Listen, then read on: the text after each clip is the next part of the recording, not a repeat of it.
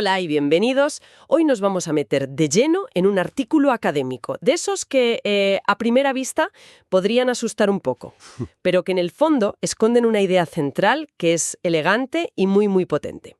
Vamos a explorar la competición silenciosa que existe entre dos formas de representar el conocimiento en la inteligencia artificial. Y esto nos lleva a la pregunta clave. Al diseñar un sistema inteligente, ¿qué idioma es mejor? ¿Cuál es el más eficiente, no? Exacto, para expresar ideas complejas de la forma más corta posible. Y en el RIN de hoy tenemos dos pesos pesados. Por un lado, los programas lógicos canónicos, que para abreviar llamaremos CLP. Vale. Y por otro, las fórmulas proposicionales de toda la vida, las PF. La intuición nos diría que uno tiene que ser mejor que el otro, ¿verdad? Pues la misión de hoy es entender por qué esa intuición falla, pero estrepitosamente. Falla por completo. Resulta que ninguno es universalmente superior. Son, como dice el propio título del artículo, sucintamente incomparables. Y descubrir por qué es un viaje alucinante por la teoría de la computación. Totalmente. Con consecuencias muy directas, además, en cómo construimos de todo, desde un robot planificador hasta una IA que razona. Una mala elección aquí y un sistema podría ahogarse con un problema que parece simple. Bueno, vamos a desgranar esto. Para empezar, aunque el público de este programa ya está familiarizado, pongamos las cartas sobre la mesa. ¿Qué son exactamente estos dos contendientes? Del material que tenemos, entiendo que los CPs son una extensión de la programación lógica, muy usados en un campo llamado programación de conjuntos de respuestas, o ASP. Sí. Mientras que las SATF son la lógica clásica de y o no, la base de los problemas SAT, de satisfacibilidad booleana. Es una buena primera foto. Es una foto perfecta. Pero lo fascinante aquí, y el primer cambio de perspectiva que propone el artículo, es no verlos solo como lenguajes. Ah, ¿no? No. Hay que verlos como modelos de computación. Son dos arquitecturas mentales distintas para plantearle un problema a una máquina. Y aquí es donde entra el concepto que lo define todo, la sucintamente, o succinctness. La concisión. Exacto. No nos preguntamos si un lenguaje puede expresar una idea. En la mayoría de los casos, ambos pueden. La pregunta es, ¿cuánto cuesta esa expresión? En términos de tamaño, de complejidad. O sea, ¿cuánta tinta digital se gasta en escribir el problema? Exactamente. La analogía que usa el artículo es muy clara. Decimos que un formalismo A es más sucinto que otro B si se cumplen dos condiciones. Primero, que cualquier cosa que escribas en B la puedas traducir a A sin que el tamaño se dispare, con un aumento, digamos, polinómico, que es algo manejable. Vale, una traducción razonable. Y segundo, la condición clave, que exista al menos una cosa que en A se escribe de forma corta y que si intentas traducirla a B, Explota. provoca una explosión exponencial de tamaño. Vale, es como tener dos idiomas. En el idioma A, la palabra para agua es agua, ¿Sencillo? pero en el idioma B, para decir agua, tienes que recitar un poema épico de 1000 versos que describe el ciclo hidrológico. Se ríe. Esa es la metáfora perfecta. Claramente, el idioma A es más sucinto para ese concepto. Justo. Si A puede traducir todo lo de B fácilmente, pero B sufre con algunas cosas de A, entonces A es estrictamente más potente en concisión. Lo que este artículo demuestra es que ni CP es estrictamente más potente que PF, ni viceversa. Ah, vale. Cada uno tiene su propio poema épico para conceptos que al otro le resultan triviales. Mera vista, parece casi de broma por lo simple que es. Sí, el problema de la paridad. ¿Puedes describir en qué consiste? Pues es tan simple como suena. Consiste en tomar una secuencia de bits, ceros y unos, y determinar si el número total de unos es par o impar. ¿Ya está? Ya está. La secuencia 101 tiene dos unos, pues la respuesta es par. La secuencia 1101 tiene tres unos, la respuesta es impar. Fin. Y aquí es donde la cosa se pone interesante. Las fórmulas proposicionales, las PF, con sus y, o y no tienen ningún problema con esto, ¿verdad? Ninguno. Pueden crear una fórmula para la paridad, cuyo tamaño crece de forma muy razonable, polinómica, totalmente manejable. Correcto, para las PFs esto es pan comido. Pero aquí viene el giro de guión que justifica todo el artículo. El gran hallazgo es que los programas lógicos canónicos, los CLP, no pueden hacer esto de forma eficiente. No pueden. No. Cualquier intento de escribir un programa en CLP para resolver la paridad, por ingenioso que sea, está condenado a sufrir una explosión de tamaño exponencial. Vaya. Para cadenas de bits medianamente largas, el programa se volvería absurdamente grande. Un momento. Pero esto choca con lo que se sabía hasta ahora, ¿no? Porque el artículo menciona trabajos anteriores que demostraban justo lo contrario con otro problema. Exacto, y esa es la belleza de la paradoja. Trabajos previos de gente como Lifshitz y Rasborov demostraron que un problema considerado mucho más complejo, llamado PATH, ¿PATH? sí, que consiste básicamente en determinar si existe un camino entre dos puntos de un grafo. Vale. ¿Ves ese problema, PATH? Si tiene representaciones muy cortas y eficientes en CP. Sin embargo, ese mismo problema provoca una explosión exponencial si intentas representarlo con las fórmulas proposicionales. A ver si lo pillo. Tenemos el problema PATH, que es fácil para CP, pero exponencialmente difícil para PF. ¿Correcto? Y, por otro lado, el problema paridad, que es fácil para PF. Y exponencialmente difícil para CP. Esto es la definición de incomparabilidad.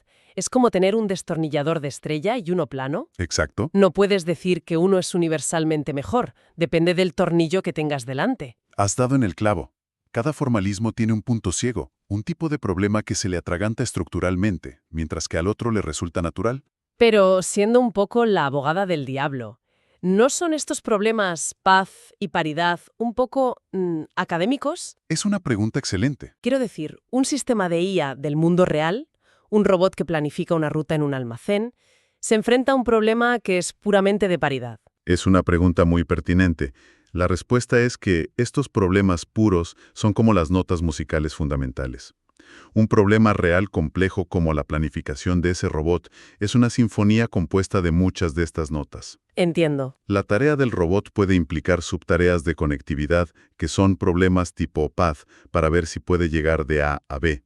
Y también puede tener subtareas que impliquen contar recursos o cumplir condiciones de equilibrio que pueden tener una estructura similar a la paridad. Claro. Si eliges un lenguaje que es terriblemente ineficiente para una de esas notas fundamentales, toda la sinfonía de tu programa se volverá inmanejable. Vale, son los átomos de la complejidad computacional.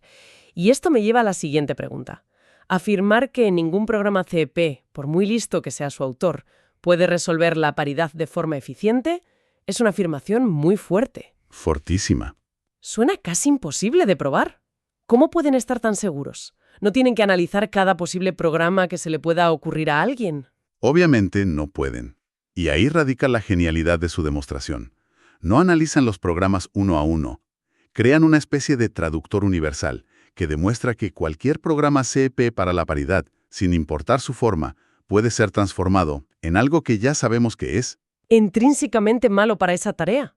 Exacto. Intrínsecamente ineficiente. Vale, esto se pone técnico. Vamos a ir paso a paso. ¿Cuál es el primer movimiento que hacen? El primer paso es tomar un programa CP cualquiera que supuestamente resuelve la paridad y aplicarle un procedimiento de simplificación. Lo que hacen es convertirlo en un programa sin bucles o loop free. Eliminan las dependencias circulares en las reglas lógicas. ¿De acuerdo? Y este paso es crucial porque existe un resultado teórico muy potente, el teorema de Lin-Chao, que dice algo muy específico sobre estos programas sin bucles. ¿Y qué dice ese teorema? Dice que un programa lógico sin bucles es lógicamente equivalente a algo llamado su completación, su completion.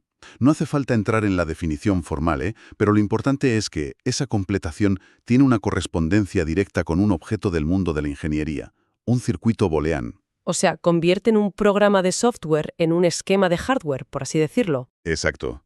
Y no en un circuito cualquiera, sino en uno que pertenece a una clase de complejidad muy estudiada y con limitaciones muy conocidas, la clase A0. Vale, para un momento.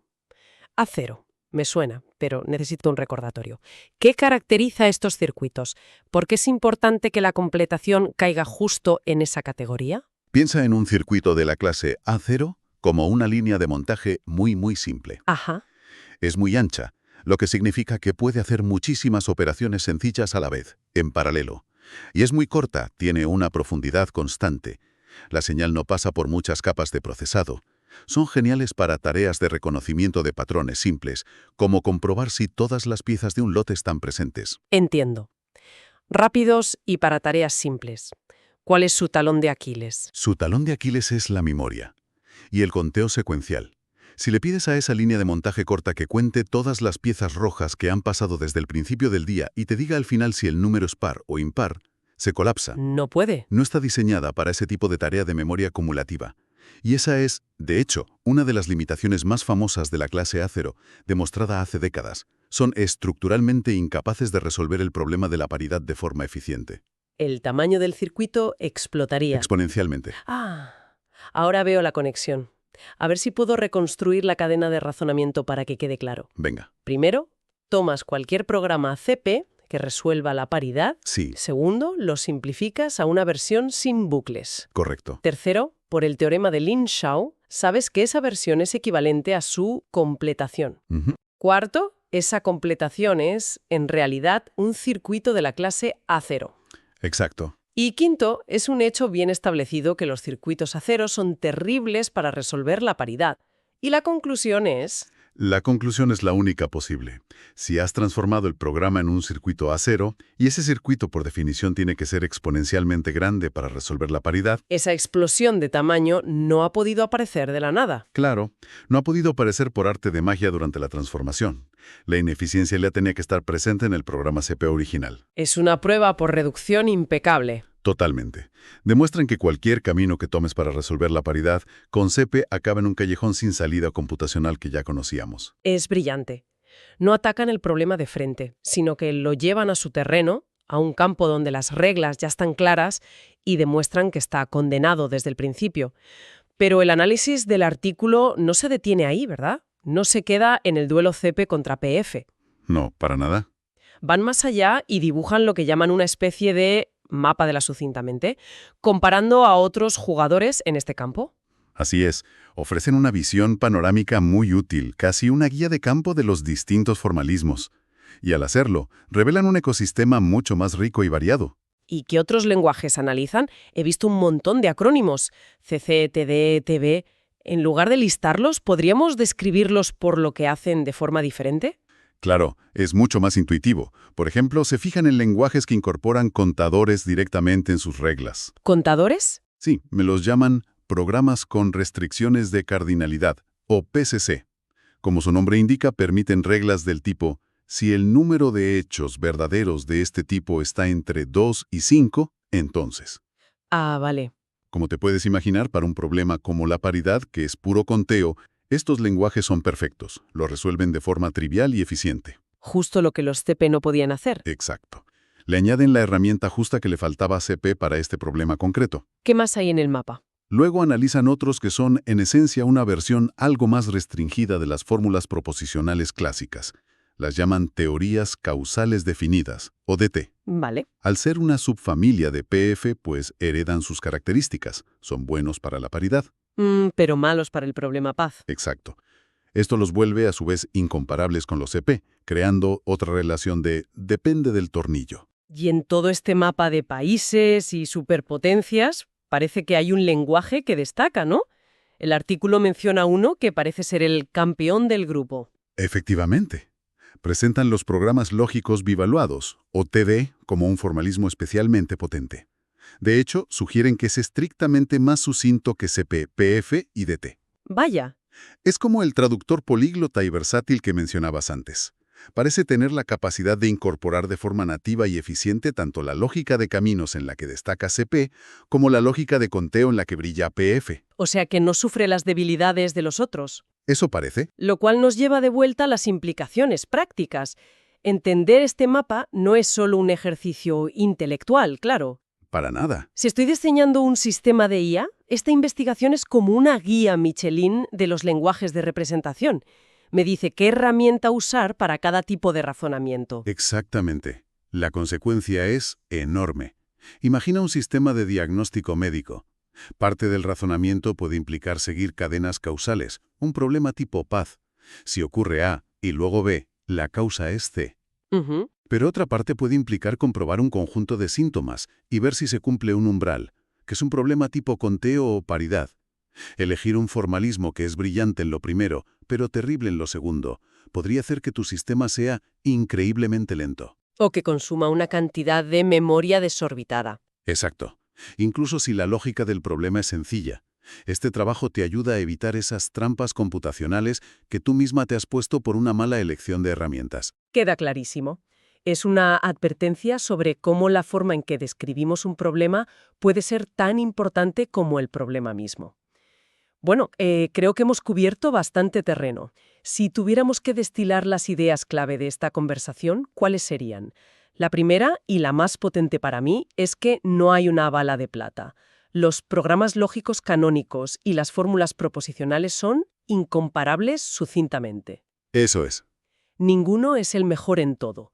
La elección depende críticamente de la estructura del problema. Correcto. La segunda idea clave es el poder de los contraejemplos simples. El problema de la paridad, que parece casi un juego de niños, resulta ser la clave de bóveda que revela una debilidad estructural profunda en los CEP. Nos enseña a no subestimar los problemas aparentemente triviales. Desde luego. Y por último, que esta investigación no es un debate abstracto, es una guía práctica fundamental para cualquiera que construya sistemas de IA.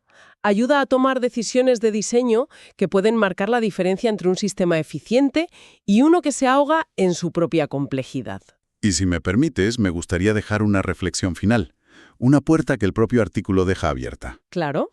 Todo este análisis tan elegante se realiza bajo una condición muy estricta. No se permite introducir variables auxiliares. Es decir, cuando traduces de un lenguaje a otro, tienes que hacerlo directamente, sin inventarte conceptos intermedios o ayudantes que faciliten la tarea. ¿A qué te refieres con ayudantes? Imagina que traduces de un idioma a otro y te encuentras con una palabra que no tiene equivalente directo. Vale. Una traducción sin auxiliares te obligaría a usar una perífrasis larguísima, pero si pudieras crear una nueva palabra en el idioma de destino para encapsular ese concepto, la traducción sería corta. Esas serían las variables auxiliares. Exacto. Y eso plantea una pregunta fascinante para el futuro. ¿Qué pasaría si permitiéramos esas variables auxiliares?